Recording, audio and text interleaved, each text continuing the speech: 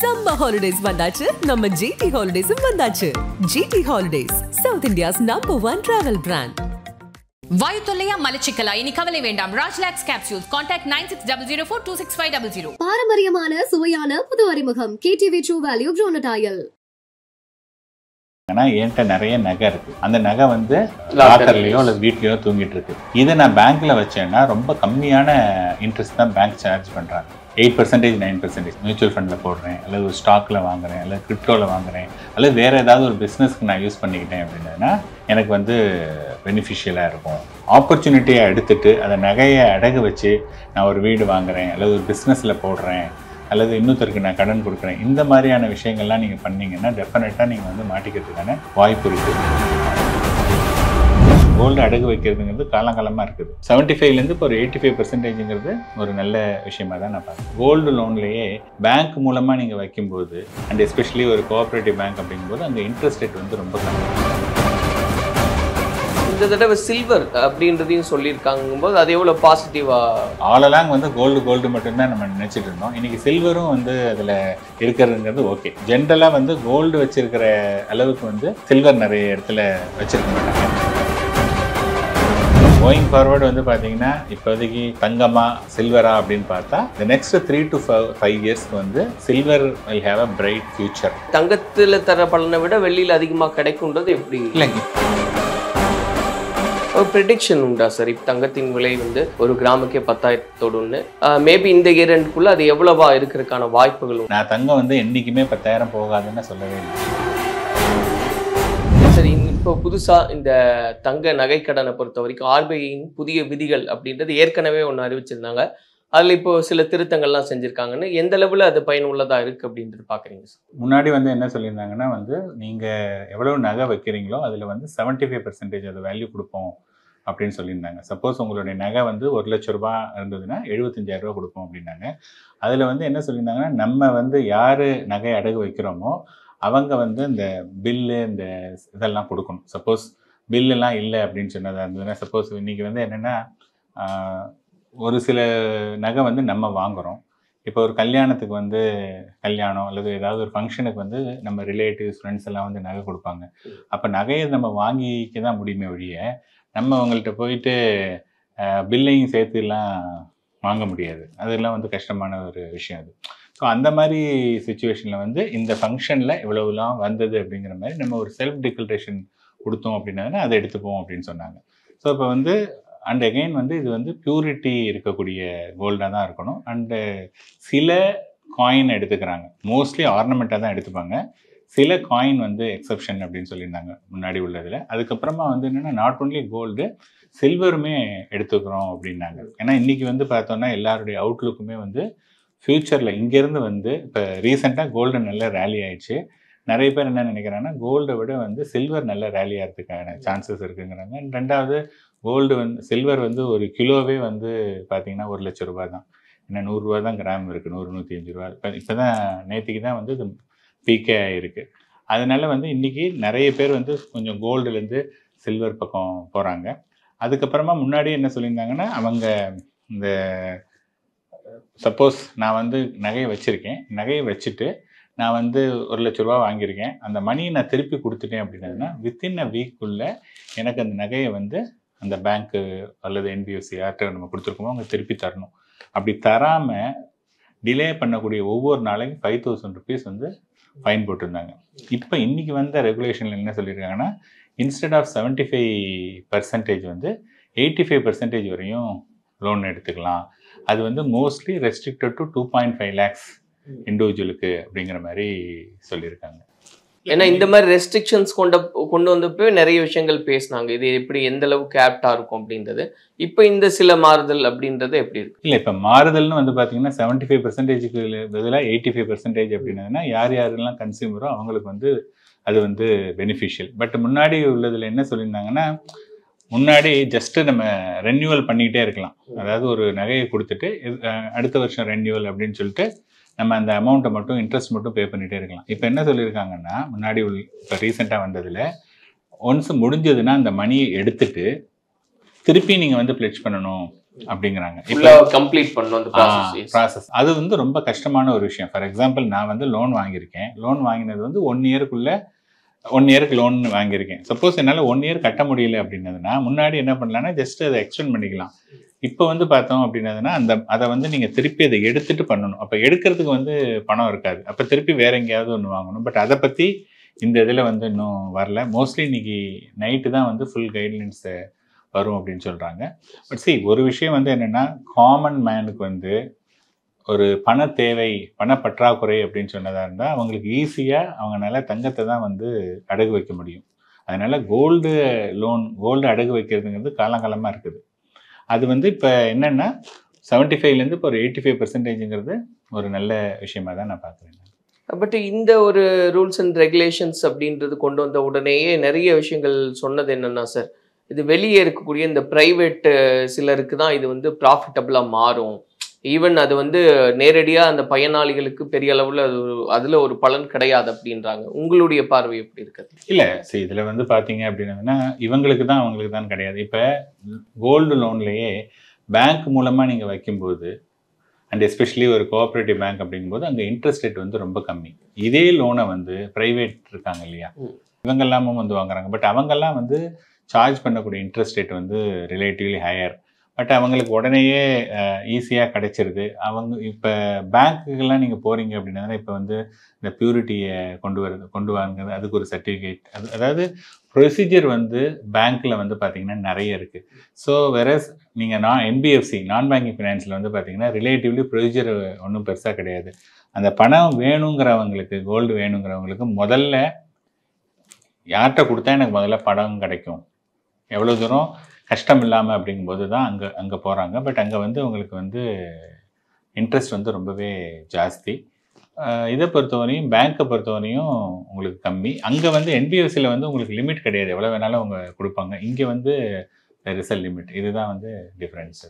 இப்போ அதுதான் சார், இப்போ இந்த 1 இயர் கம்ப்ளீஷன் அப்படின்றது தான் ஒரு பெரிய சிக்கலாக இருக்குது. கரெக்ட். ஸோ இதனால இது ப்ரைவேட் செக்டார்ஸ்க்கு தான் வந்து அது ப்ராஃபிட்டபுளாக மாறும் அப்படின்றது அதுதான் ஒரு பார்வையை வச்சுருந்தாங்க. இப்போ திரும்ப இந்த ரூல்ஸை வந்து திரும்ப ரீஸ்ட்ரக்சர் பண்ணியிருக்காங்க அப்படிங்கும்போது அந்த டைம் டியூரேஷனை பற்றி இல்லை, அதை பற்றி இதில் ஒன்றும் சொல்லலை. இந்த இப்போ சொல்லியிருக்கிறதுல வந்து 75லேருந்து 85% தான் சொல்லியிருக்காங்க. அதை வந்து நிறைய பேர் ரிக்வெஸ்ட் பண்ணியிருக்காங்க, அதை பற்றி ஒன்றும் சொல்லலை. பட் அது வந்தால் தான் ரொம்ப ஈஸியாக இருக்கும். அதர்வைஸ் வந்து பார்த்தீங்கன்னா எப்படி, இப்போ நீங்கள் பணம் வேணும்னு சொல்லிட்டு ஒரு 2 லட்ச ரூபா வாங்கிட்டீங்க, அந்த 2 லட்ச ரூபாய்க்கு வந்து 9% வந்து இன்ட்ரெஸ்ட் அப்படின்னா 18,000 ரூபா வருஷத்துக்கு. ஸோ 9,000 ரூபா 6 மாதத்துக்கு நீங்கள் கட்டினா போதும். அதுதான் வந்து டிப்பிக்கலாக கோல்டு ஜுவல்லில் வந்து ஒர்க் ஆகக்கூடியது. இப்போ வந்து 2 லட்சம் வாங்கியாச்சு, ஏதோ ஒரு தேவைக்காக நீங்கள் அதை யூஸ் பண்ணியாச்சு. ஓகே, இப்போ உங்களால் 9,000 ருபீஸ் அது கட்ட முடியுமே ஒழிய 2 லட்ச ரூபா உங்களுக்கு கட்ட முடியாது. அப்போ நீங்கள் என்ன பண்ண முடியும்? அப்போ திருப்பி நீங்கள் வேறு யாராவது ஒருத்தட்ட கடனை வாங்கி அதை எடுத்துகிட்டு பண்ணணும். அப்போ வந்து நீங்கள் ஏதாவது ஒரு கந்து வட்டி இந்த மாதிரி இடத்துல தான் நீங்கள் அதை வாங்கி பண்ணணும். அப்போ அதுக்கு வந்து இந்த 2 லட்ச ரூபாய்க்கு நீங்கள் அந்த எவ்வளோ நாள் அதுலேருந்து வாங்கி எடுத்து பண்ணுறோமோ, ஒரு 1 வீக்கோ 10 டேஸோ இருந்ததுன்னா அதுக்கு நம்ம நிறையவே பணம் கொடுக்குற மாதிரி இருக்கும். இந்த ரூல் வந்து பார்த்தீங்கன்னா டெஃபினட்டாக காமன் மேனுக்கு வந்து டிஸ்அட்வான்டேஜ். நிறைய பேர் வந்து இந்த ரிக்வெஸ்ட் ரைஸ் பண்ணியிருக்காங்க, நிறைய பொலிட்டிக்கல் பார்ட்டியிலிருந்துமே எல்லாம் சொல்லியிருக்காங்க. பட் சோஃபார் அதை பற்றி இவங்க இன்னும் சொல்லலை. ஓகே, பட் அது ஏன்னா நம்ம காலகாலமாக அதுக்கே பழக்கப்பட்டதுனாலையும் ஒரு பிரச்சனை இருக்குது அப்படின்னு. மெயினாக இந்த மாதிரியான ரூல்ஸ் அண்ட் ரெகுலேஷன்ஸ் அப்படின்றது குறிப்பாக இந்த தங்க நகை கடன் அப்படின்னு வரும்போது இப்படி ஃப்ரேம் பண்ணுறதுக்கான காரணம் என்னவா பார்க்குறீங்க சார்? இல்லை, இப்போ அதாவது இந்த தங்க நகை வந்து முன்னாடி வந்தது இது வந்து என்னுடைய பார்வை. முன்னாடி வந்து என்னென்னா காமன் மேன் வந்து அவங்களுடைய தற்காலிக தேவைக்காக வந்து இது ஒரு அடகு வச்சுட்டு இருந்தாங்க. இப்போ என்ன ஆயிடுச்சு அப்படின்னதா இருந்தால் ஓவர் அ பீரியட் நிறைய பேர் என்ன பண்ணிட்டாங்கன்னா, என்கிட்ட நிறைய நகை இருக்குது, அந்த நகை வந்து லாக்கர்லேயோ இல்லை வீட்லேயோ தூங்கிட்டு இருக்கு, இதை நான் பேங்க்கில் வச்சேன்னா ரொம்ப கம்மியான இன்ட்ரெஸ்ட் தான் பேங்க் சார்ஜ் பண்ணுறாங்க, 8% 9%. அதை வந்து நான் வந்து ஒரு மியூச்சுவல் ஃபண்டில் போடுறேன், அல்லது ஒரு ஸ்டாக்கில் வாங்குறேன், அல்லது கிரிப்டோவில் வாங்குறேன், அல்லது வேறு ஏதாவது ஒரு பிஸ்னஸ்க்கு நான் யூஸ் பண்ணிக்கிட்டேன் அப்படின்னதுன்னா எனக்கு வந்து பெனிஃபிஷியலாக இருக்கும். இப்போ வந்து இந்த மாதிரி பண்ணும்போது என்னென்னா there is a element of risk. So market வந்து மேலே போகலாம், மார்க்கெட் கீழே விழலாம், நீங்கள் ட்ரேடிங் பண்ணுறீங்க, அதுலேயும் அப்ஸ் அண்ட் டவுன்ஸ் இருக்குது. ஸோ இதுக்கு பேர் என்னென்னா லீவரேஜ் அப்படின்னு சொல்லுவாங்க. அதாவது ஒரு பொருளை அடகு வச்சு இன்னொரு இதில் வந்து அதிகமாக கிடைக்கும் அப்படிங்கிறது போகிறோம். இந்த லீவரேஜ் வந்து எப்போ ஒர்க் அவுட் ஆகும் அப்படின்னதுன்னா, லாங் டியூரேஷன் உங்களுக்கு கிடைச்சதுன்னா லீவரேஜ் வந்து ஓரளவுக்கு ஒர்க் அவுட் ஆகும். இங்கே வந்து ஷார்ட் டியூரேஷனில் வந்து பார்த்தீங்கன்னா இதாகுது. அதனால என்ன ஆகிடும் அப்படின்னதுன்னா, வாங்கிட்டு அவங்கனால வந்து பணத்தை வந்து திருப்பி செலுத்த முடியாது. அண்டு இதை பேஸ் பண்ணி நிறைய பேர் என்ன பண்ணிட்டாங்கன்னா, அதிகமாக பணம் பண்ணுறதுக்கு அப்படிங்கிறாங்க. அப்போ காமன் மேனுக்கு வந்து இது வந்து ஒரு டிஸ்அட்வான்டேஜாக இருக்குது. அதனால அவங்க என்ன பண்ணிட்டாங்கன்னா, ஒரு ரெஸ்ட்ரிக்ஷனும் போட்டுட்டு இது மாதிரி நீங்கள் இதை எடுத்துகிட்டு தான் திருப்பி வரணும் அப்படிங்கிற இந்த ரூல்ஸ் எல்லாம் வந்து நிறைய மோர் அண்ட் மோர் பார்ட்டிசிபேட் பண்ணுறாங்க. எப்போதுமே ஒரு சிஸ்டம் இருக்குது, அதில் நிறைய பேர் பார்ட்டிசிபேட் பண்ணுறாங்க. அந்த சிஸ்டத்தை சில பேர் எக்ஸ்ப்ளாய்ட் பண்ணுறாங்க, அதில் இருக்கக்கூடிய லூப் ஹோல்ஸ் சில பேர் அட்வான்டேஜ் எடுத்துக்கிறாங்க அப்படின்னதுன்னா then the regulations will be more and more stricter. அதனால தான் இந்த ரெகுலேஷன் இந்த மாதிரி ஸ்ட்ரிக்டாக வந்திருக்கு. ஸோ இப்போது இந்த புது ஃபேஸ் ஆஃப் இந்த ரூல்ஸ் அண்ட் ரெகுலேஷன்ஸ் அதை வந்து அடாப்ட் பண்ணுறதுக்கு நீங்கள் என்ன சஜஷன் சொல்கிறீங்க சார்? ஏன்னா இப்போது நம்ம ஒரு ஸ்ட்ரக்சரில் இருந்தோம், பட் இன்னொரு ஸ்ட்ரக்சருக்குள்ளே போக வேண்டியது இருக்கும்போது இது பெனிஃபிட்டாக இருக்கும், இந்த மாதிரி இதை நீங்கள் கொண்டு போகலாம் அப்படின்னு என்ன ஐடியாஸ்? கோல்டு லோனை பொறுத்த வரையும் முன்னாடி ஃபஸ்ட்டு எல்லாரும் என்ன பண்ணாங்கன்னா, யாருக்கு பண நெருக்கடி இருக்கோ அவங்க மட்டும்தான் அந்த நெருக்கடிக்காக அந்த பணத்தை கொண்டு போனாங்க. அதுக்கப்புறமா என்ன ஆயிடுச்சு அப்படின்னா, அந்த மணியை அங்கே வச்சோம் அப்படின்னதுன்னா என்னுடைய அசட் வந்து எனக்கோ இட்ஸ் டெட் அசட்டாக இருக்கிறதுனால ஒரு பிரயோஜனம் இல்லை, இதுலேருந்து ஒரு கொஞ்சம் மணியை எடுத்துகிட்டு நம்ம பண்ணுறோம். அதே சமயத்தில் என்ன ஆயிடுச்சுன்னா, லாஸ்ட்டு 1 or 2 இயர்ஸில் வந்து கோல்டுடைய ரேட்டும் வேற அப்ரிஷியேட் ஆச்சு. அப்போ என்னாச்சு, நான் நகையை வைக்கிறேன், நகையை வைக்கிறதுக்கு நான் பே பண்ணக்கூடிய அமௌண்ட் 7%, 8% ஆர் 9% தான் மேக்ஸிமம். வேற எனக்கு வந்து அந்த நகையுடைய க்ரோத்தே 30% வந்தது. இப்போ கோயிங் ஃபார்வர்டு வந்து அதே மாதிரி 30%, 40%லாம் வரதுக்கு சான்ஸ் இல்லை. சப்போஸ் நெக்ஸ்ட் 1 year கோல்டு ரிட்டர்னே கொடுக்கல, அல்லது 5% தான் கொடுக்குது அப்படின்னதுன்னா என்ன ஆகும்னா, நீங்கள் அடகு வச்சு அதோடைய க்ரோத்தை விட நீங்கள் பே பண்ணக்கூடிய இன்ட்ரெஸ்ட் ரேட் வந்து ஜாஸ்தி ஆகிடும். ஸோ லாஸ்ட் 1 or 2 years கோல்டுடைய ரேட்டை வச்சு தான் வந்து இது ரொம்பவே அக்ரெசிவாக இது பண்ணாங்க. ஸோ என்னுடைய சஜஷன் வந்து என்ன அப்படின்னதுன்னா, கோல்டு நீங்கள் வச்சுருக்கீங்கன்னா உங்களுடைய தேவைக்கு அப்படின்னதுன்னா நீங்கள் பண்ணலாம். அதை வந்து ஒரு ஆப்பர்ச்சுனிட்டியாக எடுத்துட்டு அதை நகையை அடகு வச்சு நான் ஒரு வீடு வாங்குறேன், அல்லது ஒரு பிஸ்னஸில் போடுறேன், அல்லது இன்னொருத்தருக்கு நான் கடன் கொடுக்குறேன், இந்த மாதிரியான விஷயங்கள்லாம் நீங்கள் பண்ணிங்கன்னா டெஃபினட்டாக நீங்கள் வந்து மாட்டிக்கிறதுக்கான வாய்ப்பு இருக்குது. ஸோ தேவைக்கு மட்டும் அதை வந்து யூஸ் பண்ணிக்கிட்டா பரவாயில்ல, பிஸ்னஸ் எக்ஸ்பேன்ஷன் அப்படிங்கிறதுக்கு பண்ணக்கூடாது. இப்போ திடீர்னு ஒரு எமர்ஜென்சி அந்த டைமில் நம்ம வந்து பிளட்ஜ் பண்ணணும் அப்படிங்கும்போது அதுக்கான டாக்குமெண்ட்ஸ் எல்லாம் ப்ராப்பராக இருக்கணும்னு, பட் அது எல்லாராலையும் பாசிபிளா அப்படின்றது ஒன்று இருக்கு இல்லையா சார்? அதை பற்றி எப்படி? இல்லை, அதுதான் சார். இப்போ என்ன சொல்கிறாங்கன்னா, நீங்கள் நகை என்னென்ன நகைலாம் வச்சுருக்கீங்களோ, இப்போ ரீசெண்டாக வாங்கின நகைக்கு ஒரு பில்லு வச்சுக்கணும். நீங்கள் இன்றைக்கி எல்லாமே எலக்ட்ரானிக்கில் வந்துருச்சு.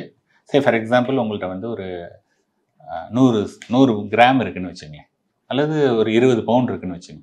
இந்த 20 பவுனில் ஒரு 10 பவுனுக்கு நீங்கள் வாங்கினதுக்கான ஒரு ப்ரூஃப் இருக்குது, அது வந்து ஒன்று இருக்கட்டும். இன்னொரு 10 பவுன் வந்து உங்கள் ஒய்ஃபோ உங்கள் மதரோ அல்லது மேரேஜ்க்கோ அல்லது ஏதோ ஒரு ஃபங்க்ஷனில் வந்து அவங்க கொடுத்துருக்காங்க அப்படின்னு சொன்னதாக இருந்ததுன்னா, நீங்கள் வந்து இவர் ஆடிட்டர் இருக்கார் இல்லையா, அவர்கிட்ட வந்து போட்டுட்டு இந்த நகையெல்லாம் இந்த சமயத்தில் எனக்கு வந்தது அப்படின்னு சொல்லிட்டு ஒரு சர்டிஃபிகேட் ஒன்று வாங்கி வச்சுட்டோம் அப்படின்னதுன்னா அதையும் வந்து அவங்க வந்து எடுத்துக்கிறாங்க. அதனால் இது யாருக்கு மெயினாக இது என்னதுன்னா, இப்போ நகை வச்சுருக்கோம், நகை வச்சுருக்கிறதுல நீங்கள் வந்து பார்த்தீங்கன்னா 2 விதமாக பிரிச்சுக்கலாம். ஒரு பர்சன் வந்து பார்த்தோன்னா என்றைக்குமே நகையை வந்து அடகு வைக்கிறது கூட மாட்டாங்க, அந்த மாதிரியான ஒரு பீப்புள் இருக்காங்க. இன்னொரு பீப்புள் வந்து பார்த்தோம் அப்படின்னதுன்னா, இன்னொரு செட் ஆஃப் பீப்புள் நகை இருக்குது, நாங்கள் யூஸ் பண்ணிப்போம், பட் எங்களுக்கு அவசரத்துக்குன்னா எனக்கு நகை மட்டும்தான் யூஸ் ஆகும் அப்படிங்கிறது உங்களுக்கு தெரிஞ்சுது அப்படின்னதுன்னா நீங்கள் இதை வந்து ப்ரிப்பேர் பண்ணி வச்சுக்கணும். ஒன்று, அந்த நகைக்கான பில்லை வச்சுக்கணும். இன்றைக்கி வந்து எல்லாத்தையும் பில்லை கேரி பண்ணணுங்கிற அவசியம் கூட, ஜஸ்ட் ஒரு ஃபோட்டோ எடுத்து வச்சுக்கிட்டீங்கன்னா நீங்கள் உங்களுடைய மொபைல்லே காமிச்சிக்கலாம், அது ஒன்று. அல்லது ஆடிட்டர்கிட்ட வந்து இந்த சமயத்தில் நாங்கள் இது வந்தோம் அப்படின்னு சொல்லிட்டு அவர் ஒருத்தர் சர்டிஃபை பண்ணிட்டார் அப்படின்னதுன்னா that is also valid. So either way அதை நீங்கள் ரெடியாக வச்சுட்டிங்கன்னா அந்த அவசரத்துக்கு பண்ணலாம். இது வந்து organised way of doing it. ரொம்ப அவசரம் அப்படின்னதாக இருந்ததுன்னா எப்போதுமே இருக்கிறது வந்து பார்த்தீங்கன்னா ஒரு இவங்கள்ட்ட யாராவது சேட்டு இவங்கள்ட்ட இந்த மாதிரி அவங்கள்ட்ட கொண்டு போய் இது பண்ணுறாங்க. அதர்வைஸ் வந்து இந்த மாதிரி ப்ரைவேட் இதில் கொடுத்தோம் அப்படின்னதுன்னா அவங்க ஜஸ்ட்டு பியூரிட்டி மட்டும் பார்த்துட்டு இது பண்ணிடுவாங்களே வழி அவங்க ப்ரூஃப் அதெல்லாம் வந்து கேட்குறது கிடையாது. ஸோ இந்த மாதிரி தான் நம்ம மேனேஜ் பண்ண முடியும். ஸோ எஸ், இப்போ நம்ம பேசுறது அப்படின்றது எல்லாமே இந்த டாக்குமெண்ட்ஸ், இந்த ஸ்ட்ரக்சர் அப்படின்றதெல்லாம் பேங்க்கோடைய லோன் அப்படின்ற போது இன்னொரு ஐடியா அப்படின்றதையும் சொன்னாங்க சார். இப்போ கோல்டு செல்லர்ஸ் கிட்ட பேசும்போது இப்போ இதில் லிமிட் அண்ட் ரெஸ்ட்ரிக்ஷன்ஸ் எல்லாம் இருக்குது. ஸோ நீங்கள் வந்து கடன் வாங்கும்போது ஒரு பர்டிகுலர் இதை உங்கள் பேரில் வாங்குங்க, அப்புறம் இன்னொரு டைம் பீரியடில் உங்களோட வீட்டில் இருக்கிறவங்க பேரில் வாங்குங்க. அந்த ஐடியாஸ் அப்படின்றதெல்லாம் ஒர்க் அவுட் ஆகுமா, எப்படி இருக்கும்? கண்டிப்பா. இப்போ நான் என்ன சொல்றேன், ஃபர்ஸ்ட் வந்து ஒரு ஆளுக்கு வந்து லிமிட் வந்து 2.5 லட்சம் ரூபாய் அப்படின்னு வச்சிருக்காங்க. இப்போ நான் வந்து எல்லாமே என் பேர்ல தான் இருக்கேன் அப்படின்னதுன்னா உங்க பேரு அப்படிங்கிறது ஈவன் தோ ஒய்ஃப் அப்படிங்கிறதுக்கு நம்ம ப்ரூஃப் பண்ணலாம். பட் எகெயின் நம்ம வீட்டில் யார் யாரெல்லாம் மேஜராக இருக்காங்களோ, அதாவது ஒரு 18 வயசுக்கு மேலே இருக்காங்களோ, இப்போ என் பேரில் ஒரு தடவை என் பேரில் வாங்குறது, அடுத்து வந்து என் ஒய்ஃப் பேரில் வாங்குறது, இன்னொன்று அம்மா பேர்லையோ அப்பா பேர்லையோ அல்லது பையனோ பொண்ணோ ஒரு 18 வயசுக்கு மேலேருந்து அவங்க பேரில் இருந்தது அப்படின்னதுன்னா நம்ம எப்போ வேணாலும் at end of the day it is used by us only. யார் பேரில் இருந்ததுன்னா என்ன இது இருக்குது, அதில் ஒன்றும் ப்ராப்ளம் இல்லை. So better going forward. முன்னாடிலாம் அந்த மாதிரி பண்ண மாட்டோம், நம்ம போயிட்டு ஒருத்தர் பேரில் தான் நம்ம வாங்குவோம். இங்கே வந்து பிரித்து நம்ம அந்த மாதிரி வாங்கிக்கலாம். எஸ், இந்த தடவை சில்வர் அப்படின்றதையும் சொல்லியிருக்காங்க போது அது எவ்வளோ பாசிட்டிவாக? இல்லை கண்டிப்பாக. ஆல் அலாங் வந்து கோல்டு மட்டும்தான் நம்ம நினச்சிட்டு இருந்தோம். இன்றைக்கி சில்வரும் வந்து அதில் இருக்கிறதுங்கிறது ஓகே. ஜென்ரலாக வந்து கோல்டு வச்சிருக்கிற அளவுக்கு வந்து சில்வர் நிறைய இடத்துல வச்சிருக்க மாட்டாங்க. ஏன்னா கோல்டை பொறுத்த வரையும் அந்த ஆபரணத்தை வந்து அவங்க யூஸும் பண்ணிக்கிறாங்க. ஓகேங்களா? வெள்ளியை வந்து பார்த்தோம்னா very few people are using it in the home.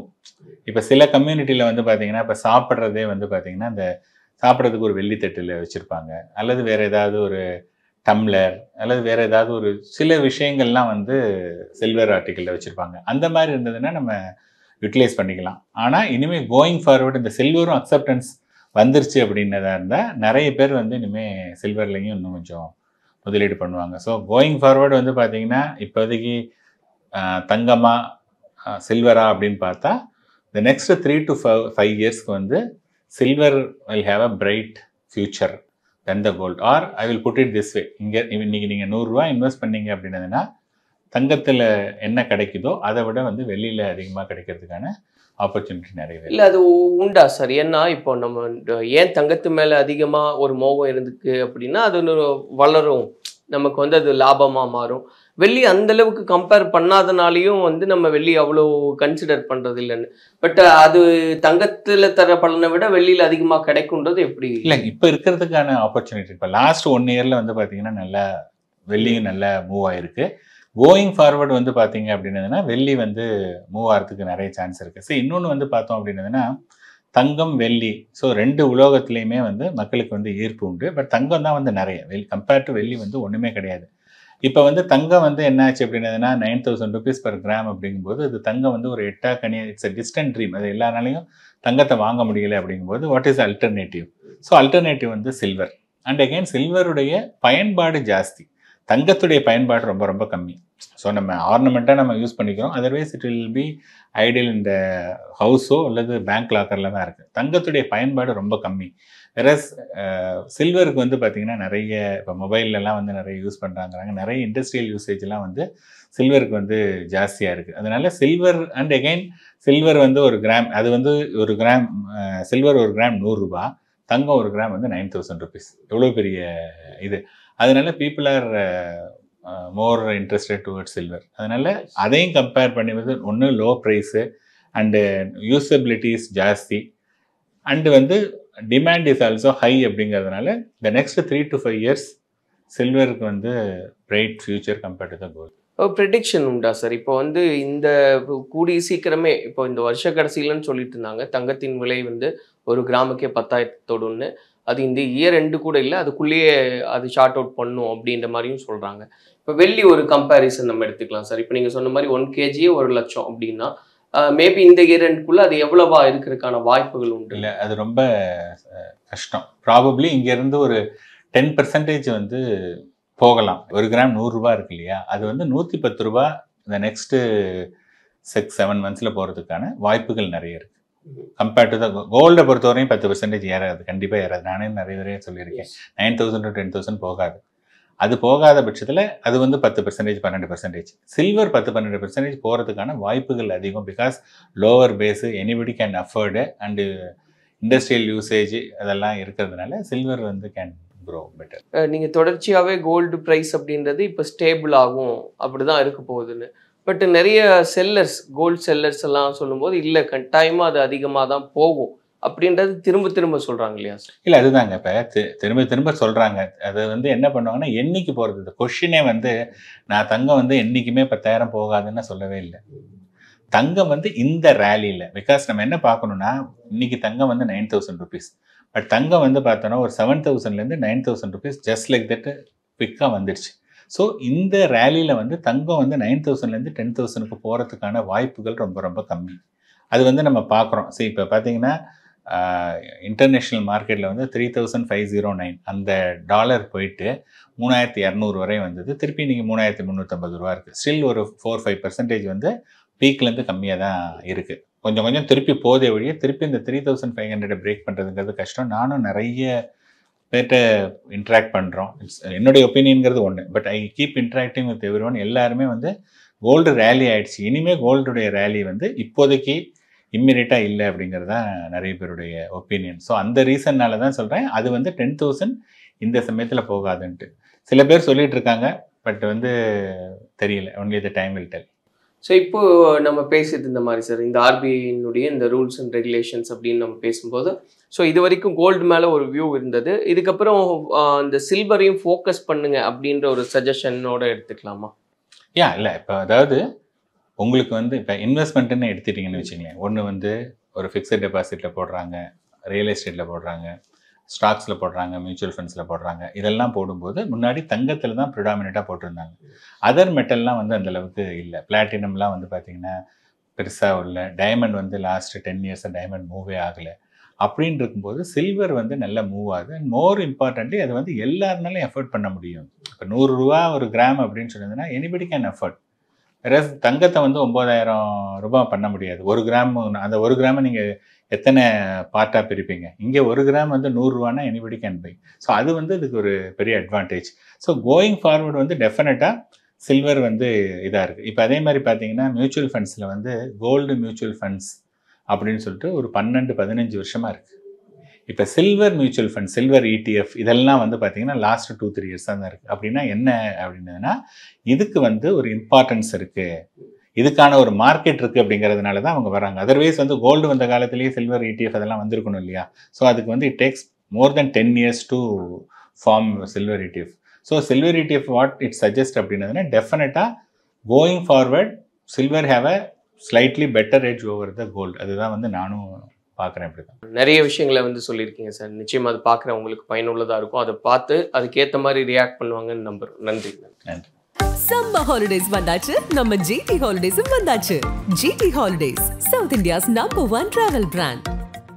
வாயு தொல்லையா மலச்சிக்கலா இனி கவலை வேண்டாம். ராஜ்லாக்ஸ் கேப்சூல்ஸ். கான்டாக்ட் 9600426500. பாரம்பரியமான சுவையான புது அறிமுகம் KTV True Value Bronadial.